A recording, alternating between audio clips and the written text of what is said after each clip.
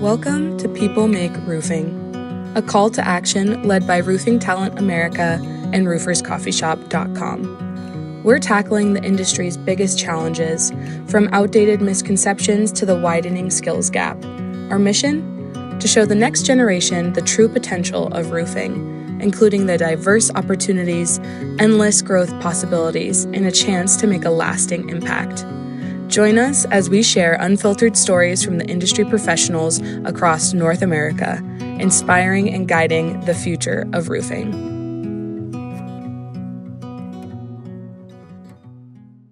Hello guys, this is People Make Roofing. I am your co-host, Luke McCormack, founder and CEO at Roofing Talent America. And I am the other co-host, Heidi Ellsworth, president of Roofers Coffee Shop. And today we are very happy to bring you our guest, Ryan Groth. Now, Ryan, this is a special one for me because when I first joined the American roofing industry, you were one of the first people that I spoke to, and you're now the first guest after we've rebranded to Roofing Talent America. So I've been, super excited to get you here, Ryan. So welcome, and why don't you give yourself an introduction for the people who don't know you? Yeah, thanks, Luke and Heidi. Good to see you. Good to be with you. And congrats on the rebrand. It looks really great. So appreciate it. Thank you. Yeah. So I'm Ryan Groth, and I'm the founder of Sales Transformation Group. We go by STG quite often, and we help contractor teams sell more. That's really it. We help them sell more, sell better, and it impacts a lot of good things when selling is working. And so that's in a nutshell what we do. Brilliant. So I remember the first time that I met you, Ryan, and I was looking at your background and I was like, wow, it's so different from most people that I see in roofing. And I love to see that. I love to see people from out with the industry, having a change of career path and joining. And you were like a superstar ball player. So, what's the story, Ryan? How did you get started and get into roofing and, get to where you are today? Yeah, love the question, and yeah, it was an unconventional path for sure. I had I had some construction family history with my mom and stepdad's business. Aside from that, I didn't have any business like vision, but I always had big dreams and goals, and that showed itself through baseball for me. So I did play collegiate and professional baseball. I was drafted a couple of times, once by the Pirates and once by the Angels.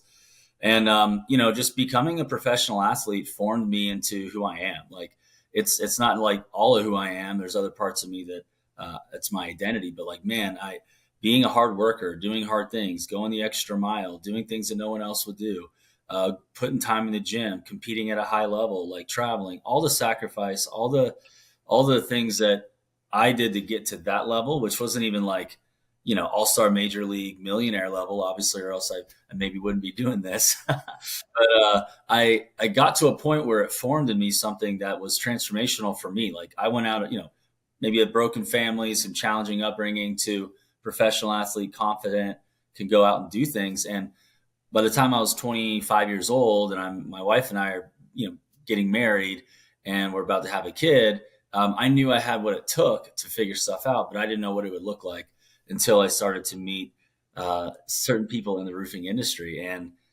that's really where my career started to go off like a rocket ship from day one, when I had the right people around me. So I'm basically, imagine a former professional athlete, family guy, driven as heck, ready to take on the world and do whatever it takes. And I'm just looking for home, and I hadn't found it. So a friend of mine was like, bro, why don't you get into sales? You're a competitor. You're a communicator. If I met you with one of my other companies, I'd hire you in a heartbeat.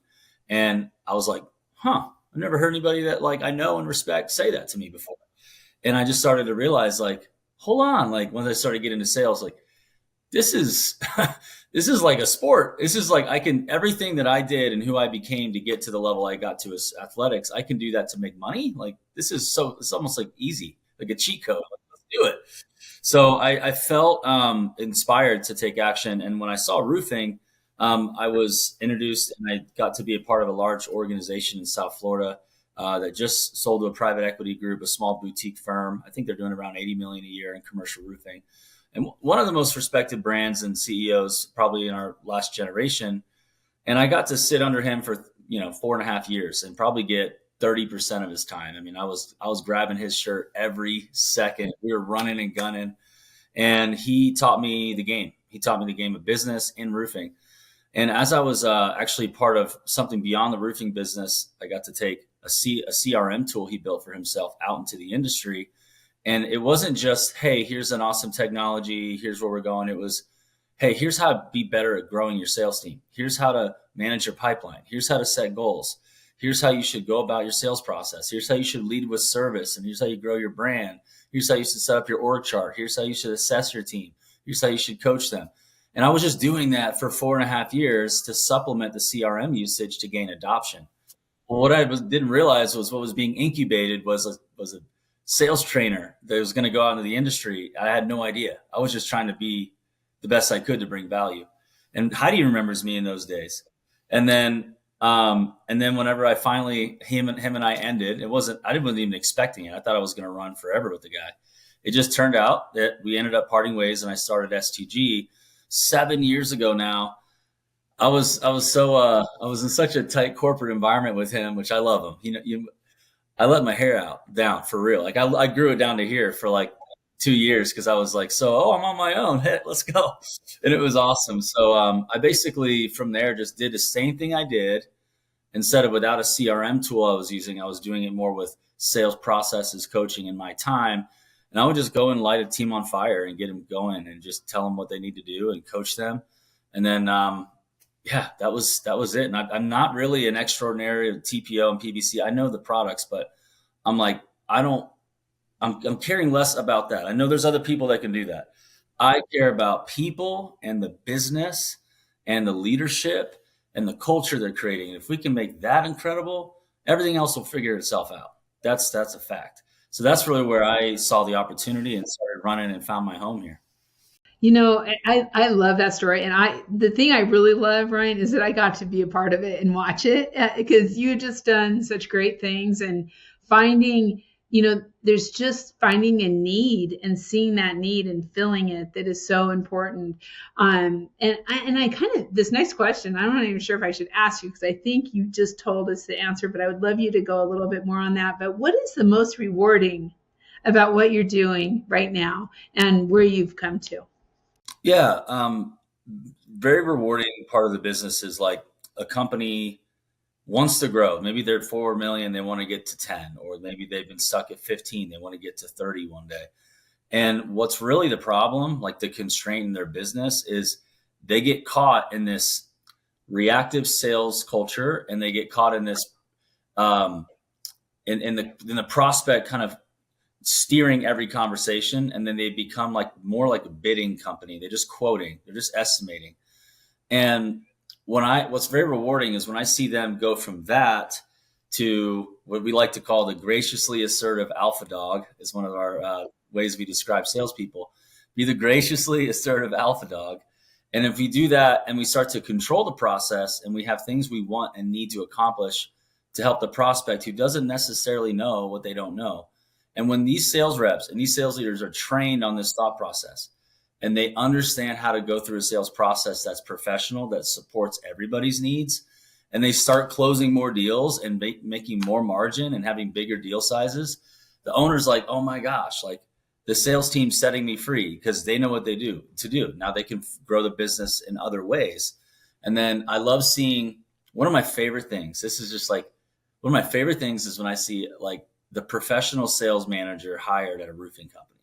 It's like, wait, you're no longer just you and your two people, or just you and the one guy, your brother. It's the only no, you have a sales manager and a professional sales team out there representing your brand with a culture, with a process, with numbers, forecasting, technology, hitting those numbers.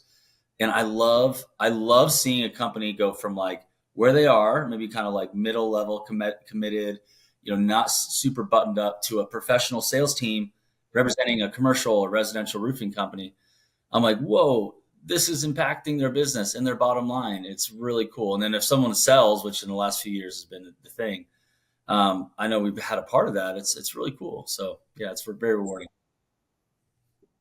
It's amazing, Ryan. And, I love what you said at the start, the tipping point for you where you actually realized there was an opportunity here for you in roofing, and it was someone from within the roofing industry that's helped you. And I know that we've got a lot of the same friends, a lot of the same connections, and I wouldn't be where I am in the American roofing industry if it wasn't for the people that make roofing. But how important has that been to you? The people in this industry that's gave you a leg up, that's guided, that's mentored you, and for people from the outside looking in that don't know much about roofing, it's very hard to explain to them what the people are like in this industry. But how would you describe the people that have helped you in the industry and the impact that's had on you? Yeah, it feels like weirdly like a family. It's like I have kind of my uncles and my fathers in the industry, and then I got my brothers and my sons, lack of a better word, the young bucks that I'm kind of mentoring. It feels like a family. It's weird. It's like if I think that if you're in this industry and you don't have a bunch of egg on your face because you're not doing some dumb stuff, and you carry yourself professionally and you go about your way with integrity, you do what you say and you say what you do, like that right there is 75% of it. But then if you actually bring sizzle and salt and like you bring real value that's different, you're not just trying to copy everybody, and you are in it and you're like in the industry and you care, then it's kind of, as I would say, it's hard to get in, so to speak. I wouldn't say that, but like I could tell you that being in and then seeing somebody trying to, with all their strength, get in, it's like it's tough for those people if they don't have respect by their peers, if they're not recognized as an expert, and if there's an inkling of integrity question, or is that guy's a little bit off, or is he a little this, like you won't get a lot of runway here. Like you're gonna have to be buttoned up, clean, authentic, real, and you have to be there consistently, because this is like a family. They're like, if you're coming into the mafia here, let's make sure this guy's got past the test. But thankfully, it's all morally aligned. There's some amazing people here. There's nobody in the circles that I surround myself with, everybody's buttoned up, and there's a standard for that. And people will call you out. I've had some people come to me just like a brother or sister and be like, dude, just clarifying about that. And they were just making sure we're good, because the association that we have with one another is very important. Our brand is everything. And if I'm going to go out there and poorly represent myself, you guys are like, I don't know if we should have Ryan on the show. That's maybe not a good look. So we all have to elevate each other. And it's not about, oh, we got to care what everybody thinks.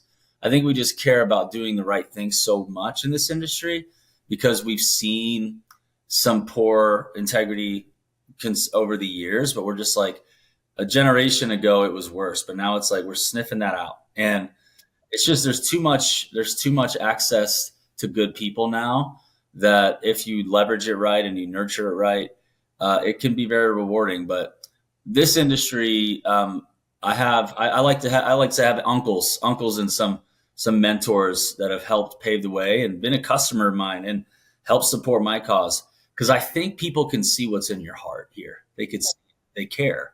Like people who know me, they'll tell you they know my heart. They know that I'm a good person. They know I want to do good things.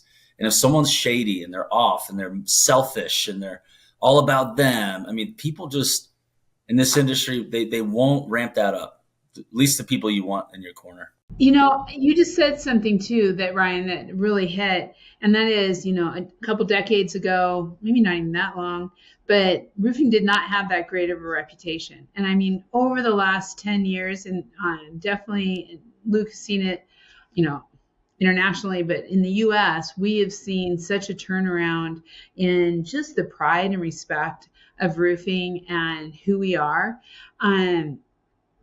What is some of your advice to the younger generation coming up, who maybe, we're in it every day. We talk about it. We love this industry and everything, but outside of our industry, people may not know all the great changes, everything that's happening. What's some of your advice to the younger generation to get involved in roofing?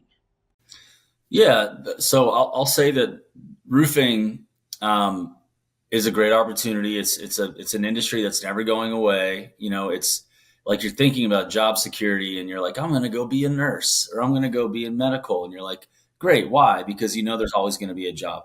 Well, let me tell you, roofing companies always have a job, okay?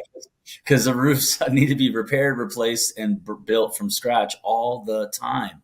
And as long as people want to build stuff, and we're having, we're growing as as a nation and as a world, we're going to need roofs. So I think that there's job security for one. The second thing is that over the last several years, the business acumen is improved and access to technology has improved. So it's not quite the industry of technology or whatever it may be. There's not quite the advancements yet, but it's coming up and it's catching up to a point where it's world class. I mean, and out of that, people not only have they made incredible money, like owners and their teams have made incredible money, which is important. There's also opportunity to give back and help elevate the industry. And then if you even want to be innovative and create some new advancements in this industry, there's room for that too. So if you like to be a change maker and create value and make money and do something that's good and you do it right. The other good thing is if you have integrity and you have business acumen and you show up, you're gonna be in the top 10%. If you have business acumen, I'm not saying it's that easy. It's getting harder, but the opportunity is there to be successful, and it's very rewarding. And the people, if you surround yourself with the right networks, they'll help accelerate that path for you, like shave years and millions off of your learning tab, and then years off of your ramp up. It's very rewarding. I mean, I don't know about you.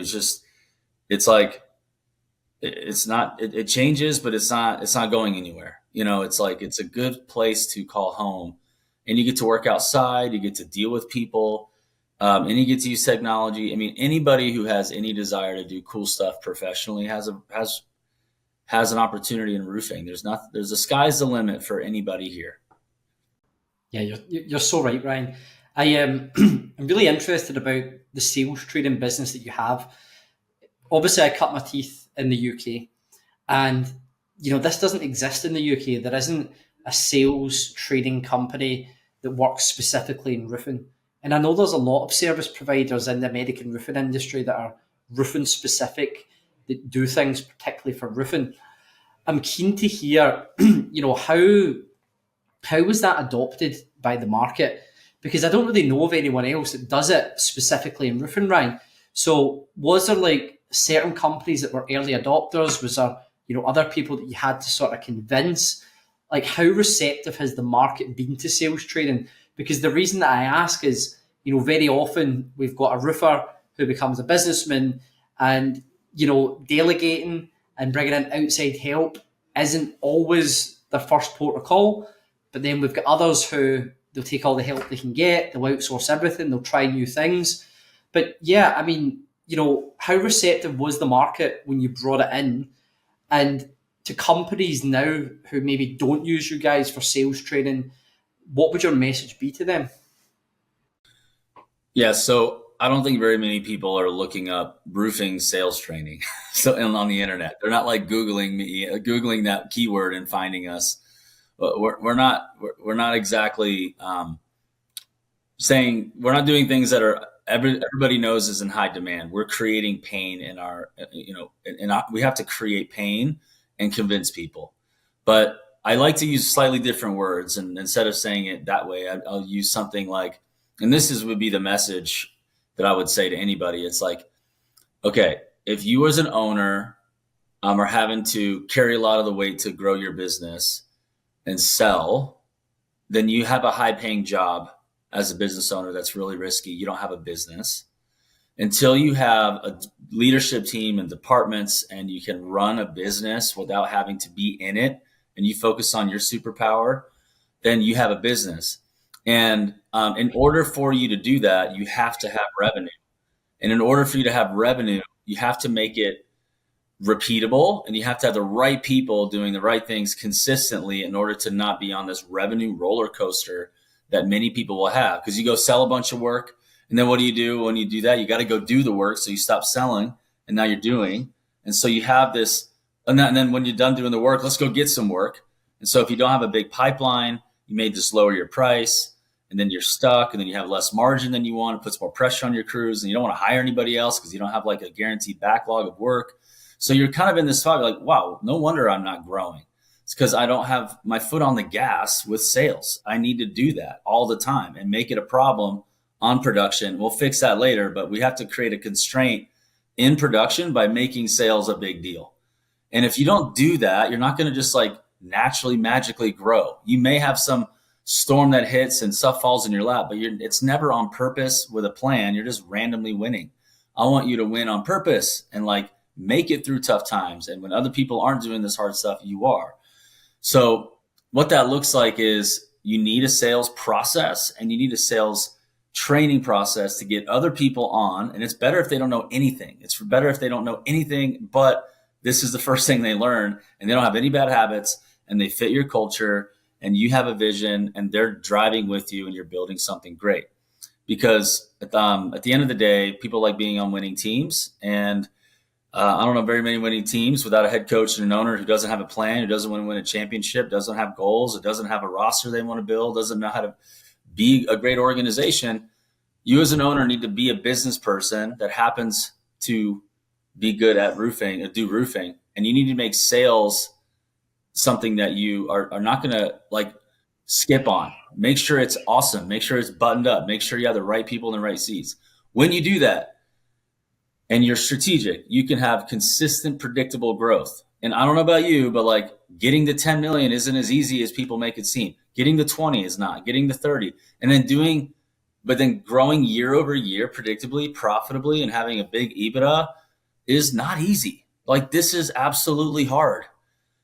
And if you don't think sales training and upskilling your salespeople and having a great sales organization is important, I don't know how you're going to do it. I just don't know. Good answer, Ryan. So with that side of it put to the side, when we look into the future of the industry, we look at the skill shortage, the generation gap, workers due to retire, and the demand for people in the roofing industry is going up. The demand for roofing services is going up, but the amount of new people coming into the industry is going down. And it's pretty scary stats. Like we've got 49.2% of American roofing contracting business owners are due to retire in 2029. Now that brings a different opportunity for lots of young owners coming up, but we've also got 30% of the workforce due to retire, and we've got more roofing companies. We've got private equity pumping more money into being more competitive. So, it really is the perfect storm. And I feel like right now we're sitting on a ticking time bomb. We need to get more people into the industry. So who this content is for, Ryan, is school leavers, college leavers, teachers, parents, career guidance counsellors. And if someone in one of those positions were listening to this right now, what would you say to them about how to get into this industry and the impact it can have on their life? Well, if you're hungry and you have some intelligence and you want to do things right, like you can grow within the right organizations in this industry. You can grow, and you can have success. I can tell you that, like being on the labor side in my early years, like. I can tell you all the guys that you're on the crew with, if they find out and they hear that you're running out of work, then they're looking somewhere else. So as long as they're being fed and they have work and they're being paid and they have an idea where they're going to grow potentially, you can attract people. And so what does that mean? That means you have to be putting jobs on the board. Like you got to sell and you got to build grow your company.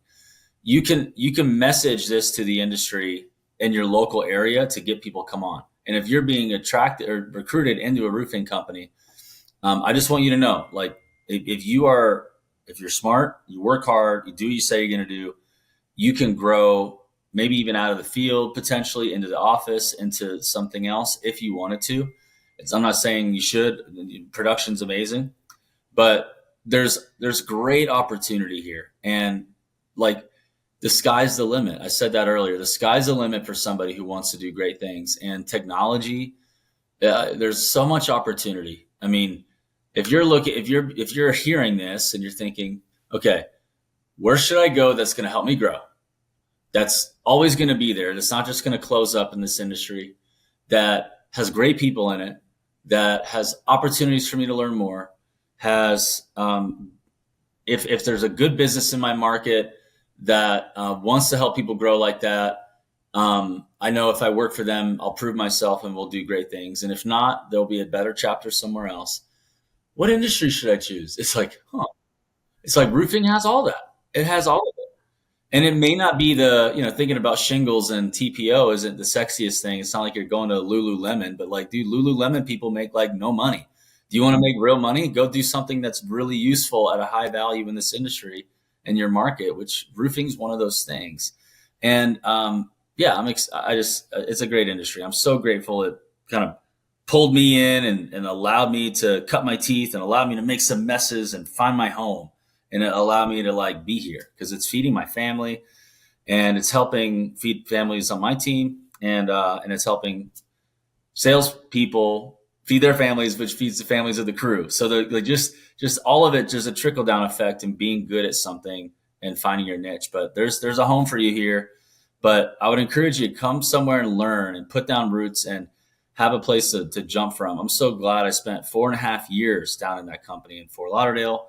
That was a long time. I mean, that's like a full undergrad, like a full undergrad or whatever. I spent a lot of time there and it was perfect for me. And I think if I would have jumped out too soon, it may have been too soon, so go find a home and go learn. Ryan, I love what you're saying because one of the things that I think about is there's really so many different places within the industry for whatever you want to do. If you love working with your hands, being outside, that construction. I mean, we have had some great podcasts talking to people who are just like, me and my hammer, man. That's what I love. I love being up on the roof. Or if you want to be in manufacturing or distribution, I mean, there are so many ways to enter this industry. But to your point, once you do, you find your home, and you really don't leave. What do you see as kind of the future of the roofing industry? I mean, we, like you and I or all three of us were talking about, so much has changed over the last 30 years.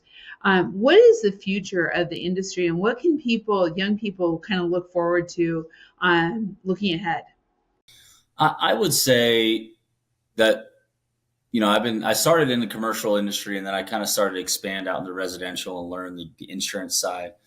I think the future is that there's going to be more of a retail business, which means you have to have a local brand and you got to market and you have to have a local presence. And it won't be so easy to get a roof. You have to either come out of pocket pretty significantly or pay cash or finance it, which I think it does a lot. It levels the playing field of professionalism. So I think that's one. I think with private equity coming in and, all the different platforms have different strategies, but I think you're going to see smarter people coming in, which means that you're going to there's going to be people on ads saying we're hiring a CMO of a roofing company. Like those days are coming and you're like, wait, what? Like a CMO, a chief marketing officer. What? No, this is not a $4 million company. This is a $400 million year company. This is a $400 million year company. We want to get to $1 billion in 18 months. That's the kind of stuff that's happening. So this is where I'm going with this is there's going to be space for more sophisticated org structures in roofing companies, not just manufacturing, roofing companies. And what that means is it means a lot. There's a big implication on that. It means that if you have skills and you're professional, you have a track record, you're going to find a great career. So if you're great at social media, drones, estimating, you like video games, maybe you should be an estimator because you can crunch numbers and do stuff on a computer. If you like people and you like making it rain and you want to go bag the big game and bring it to the table, everybody to see and give you a hand clap, maybe you should be in sales. You should go do that. There's space in this industry where literally if you're talented 10 years ago, you come into a company, all of a sudden you do everything. Oh yeah, they can do this. They can do this. It's like, whoa, and then they're buried. They're like, oh my gosh. And then the people who are those unicorns who are just psycho and going to do whatever it takes, they end up like either owning their own company or being like the number two, and it works out. Those days in 10 years will be a little different. It's going to be more structured, more professional, and it won't be the wild, wild west. It's not even like that anymore. 10 years ago it was, 20 it definitely was. It's not like that now. And soon enough, it's going to be like buttoned up. Like, so come in and let's have a great career. It's kind of the way I see it. Amazing responses, Ryan. That's great. You really feel your passion coming through about the industry, and the industry's given you so much. And, it's very good of you to join us today and give back to the industry. So thank you for that, Ryan. For the audience watching, Ryan, how can people connect with you? Yeah, just find me on Instagram, LinkedIn, or Facebook if you want to find me personally. And then, yeah, if you want to email me, just email me at Ryan. Actually, don't email me. Go to my website. sellonstg.com. Just go to sellonstg.com. Yeah, just go there and you can find our information, and we'd love to chat with you if you have some challenges with sales and your business is like an up and down roller coaster and you're just not breaking through, and you're like, we need to break through. Our sales guys stink, or our sales leaders don't know what they're doing. We're just stuck. So if that's you, let us know. We have tools, training, coaching for you, workshops for you, things that can just get you fired up and ready to go take action and grow your business. So go check us out. I love it. Ryan, as always, thank you so much, and congratulations on a great business and just great success. You can, for everyone out there, you can find this People Make Roofing podcast on Roofers Coffee Shop, and also you can engage and comment on Luke McCormack's LinkedIn, and also on Roofing Talent America LinkedIn and Roofers Coffee Shop LinkedIn. So you can find us almost everywhere, and to check out all of our People Make Roofing podcasts as we try to tell the story and celebrate this great industry of roofing. And if you or anyone else that you know has a great story that you want to share, then please reach out to Heidi and myself. We would love to shine a light on you and be the vehicle to share your story with school, college, university leavers. So yeah, please reach out, and until next time, thank you. Thanks for listening to People Make Roofing. Together with Roofing Talent America and rooferscoffeeshop.com, we hope to shape the future of our industry.